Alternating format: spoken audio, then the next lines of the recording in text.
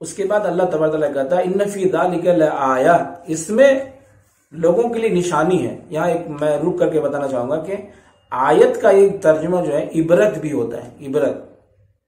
موسیٰ علیہ السلام کے اس واقعے میں عبرت ہے بعد والوں کے لیے، اس وقت کے لوگوں کے لیے بھی، بعد والے لوگوں کے لیے بھی۔ فرعون کی لاش جو ہے وہ آیت ہے، تو اس کا مطلب کیا ہے؟ وہ عبرت ہے۔ یہ پورا واقعہ کیا ہے؟ عبرت کا ہے۔ میرے بھائیوں، میں اس میں بہت ساری باتیں آتی ہیں، یہاں پر آ کر کے 68 پر جو ہے حضرت موسیٰ علیہ السلام کا واقعہ ہے مکمل ہو جاتا ہے۔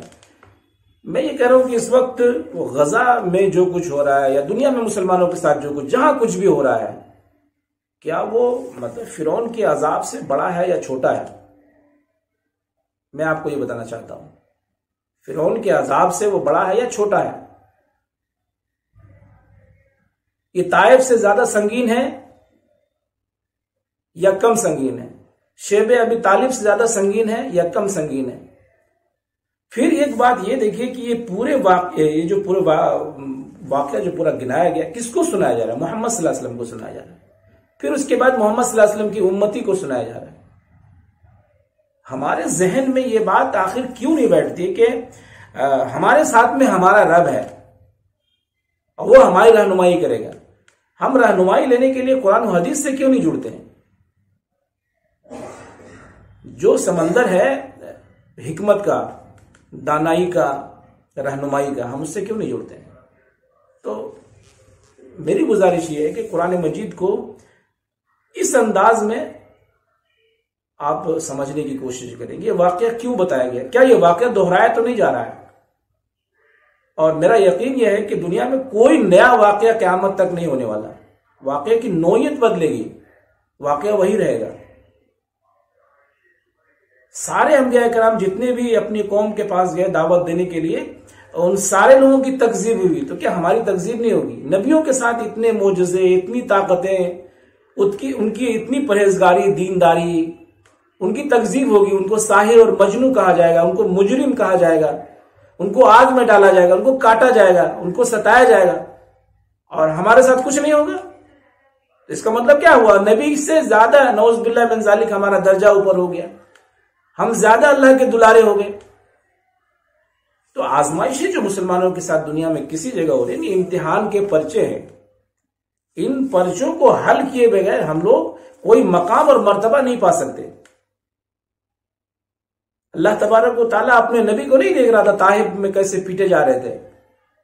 پورا نالین مبارک جو ہے خون سے بھر گیا تھا کہ اللہ کی نظر کے سامنے میں نہیں ہو رہا تھا۔ کون محبوب اپنے محبوب کے ساتھ ایسا تماشا ہوتا ہوا دیکھتا ہے بھائی؟ کبھی کسی مسلمان نے اللہ پر الزام لگایا کہ اپنے نبی کو پٹتا ہوا دیکھ رہا تھا اور اللہ تعالیٰ نے کچھ نہیں کیا؟ تو یہ سب آزمائش کے پرچے ہیں، امتحان کے پرچے ہیں۔ امتحان وہ دیتا ہے جس کی تیاری ہوتی، جس کی تیاری نہیں ہوتی وہ امتحان کے پرچے سے واک آؤٹ کرتا ہے، بھاگتا ہے، وہ ڈرامے کرتا ہے، پرچے پھاڑ دیتا ہے۔ وہی کام ہم لوگ کر رہے ہیں۔ ہم امتحان کے پرچے دینے کے لیے تیار نہیں ہیں۔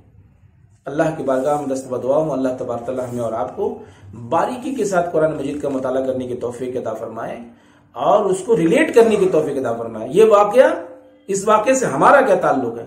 خصوصاً اللہ کے رسول صلی اللہ علیہ وسلم نے اپنی امت کو یہود سے جو ہے بہت ساری چیزوں کو سیکھنے کے لیے کہا کہ یہودیوں نے جو حرکات کی ہیں وہ تم کرو گے، حتیٰ کہ اگر وہ بل میں داخل ہوئے ہوں گے نا تو تم بھی بل میں داخل ہوگے۔ اور اس کا کوئی بدبخت جو ہے نا اگر اپنی ماں کے ساتھ میں زنا کیا ہوگا، تم میں کہ کوئی بدبخت بھی اپنی ماں کے ساتھ زنا کرے گا، اس سے پہلے قیامت نہیں آئے گی۔ اور تمہاری جو مشابہت ہے نا وہ یہودیوں سے ایسے ہے جیسے دو جوتے آپس میں مشابہ ہوتے ہیں، دو ہتھیلیاں آپس میں مشابہ ہوتی ہیں۔ اور ہمیں لگتا ہے کہ یہودی الگ ہیں، ہم الگ۔ بھائی یہودی جب وہ نافرمانی کرتے ہیں تب وہ یہودی ہیں، اور ہم نافرمانی کر جاتے ہیں تو ہم مسلمان رہ جاتے ہیں۔